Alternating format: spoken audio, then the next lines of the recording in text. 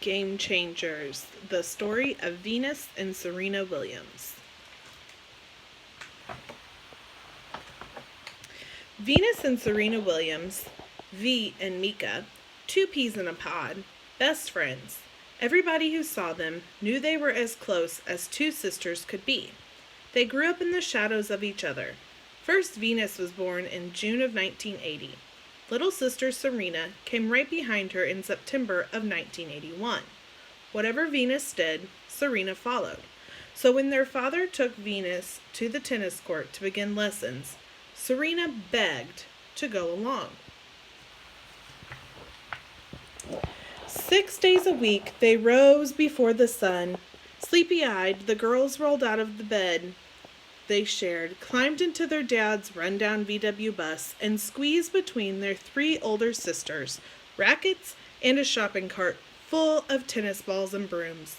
Between the early morning dark and the first light of day, the girls stretched and warmed up, then swept the courts clean of broken glass and trash before their first practice of the day.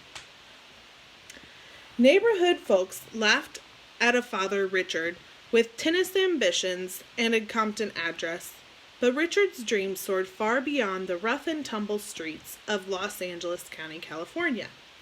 From the beginning, tennis was a family affair, first with the three oldest sisters. When they lost interest, the younger girls stepped in. Richard practiced with Venus on one court, while their mother hit with Serena on the other, to the cheers of their sisters on the sidelines. It wasn't long before their father's dreams became their own. Venus and Serena didn't have time for friends or sleepovers or trips to the mall. Tennis filled their days. Side by side, they whispered into the night. "Do you really think I can do it?" they'd ask each other. "Do you really think I have a chance?" Sound asleep, tennis filled their dreams. "If I didn't play tennis, I don't know where I'd be," Venus told everyone. They threw footballs to improve their serves, tossed rackets into the air to build strength, and chased second-hand tennis balls so flat they learned to run faster to hit their low bounce. Not having expensive training equipment and professional coaches meant they had to make up their own drills. Off the courts, they worked to improve their speed with track and their flexibility with ballet. By the time Venus was 4, she could hit 500 tennis balls at every practice. By the time she was 7, she began playing in junior tournaments. Playing on Compton's public courts kept the girls hidden from much of the tennis circuit. But when Venus won every single one of her 63 junior tournaments by age 10, with Serena not far behind, word of the Williams sisters spread. "Whatever you become in your head first," their mother preached daily. With their talent grew confidence. At 12, Venus announced she would win Wimbledon.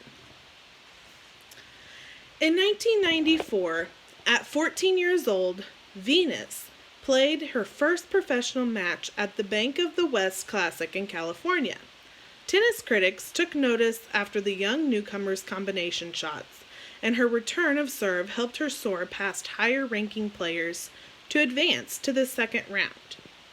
Overnight, Venus went from an unclassified ranking to number 313 in the world.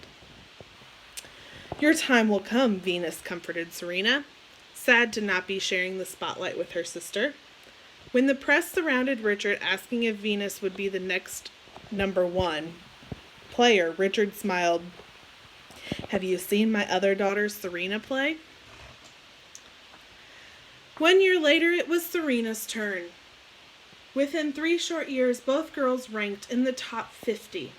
Long-legged, brown-skinned, beaded cornrowed sisters stood out in a sea of white tennis attire, white fans and white opponents. They dressed as they pleased in their own designs. During matches, they hit so hard, sometimes the rubber bands in their hair broke scattering beads across the court. Tennis had never seen anything quite like them. Many tennis fans cheered the energy and powerful playing of two fresh faces in tennis. But sometimes the sisters were booed and taunted by others not happy to see them competing in a nearly all-white sport. They'd heard those words years earlier when their father brought in busloads of neighborhood kids to surround the practice courts as they played. "Do your best," he told the kids, and paid each and every one to hurl the worst words his daughters might hear during their matches. Now, whenever those same words tumbled from the stands, they fell as flat as second-hand tennis balls. Words, hatred, and doubt couldn't slow the rise of the two sisters who called themselves the greatest story in tennis. They loved the same bands, laughed at the same jokes, wore the same clothes, only on the court were they different. There, Serena was as strong as Venus was fast. Venus was as gracious as Serena was aggressive. Venus's long legs could carry her cross court in a couple of strides. At 130 miles per hour, her serve broke a world record. Serena chased down every ball, drilling them back to her opponents with high-powered ground strokes. "I hate losing more than I love winning," Serena told reporters. Life on the professional circuit meant traveling to tournaments and trekking as a family across the world to the Australian Open, French Open, Wimbledon in England, and New York City's U.S. Open to compete in one Grand Slam event after the next. Not wanting to be separated during tournaments, the sisters shared hotel rooms, but the crowds loved it when they shared a court. Sister Act, Smash Sisters, Sister Sister, Sister Slam, headlines screamed. Tickets were hard to come by on the days Venus and Serena were scheduled to play each other. In doubles, knowing each other as well as they did paid off with win after win, but on opposite sides of the court,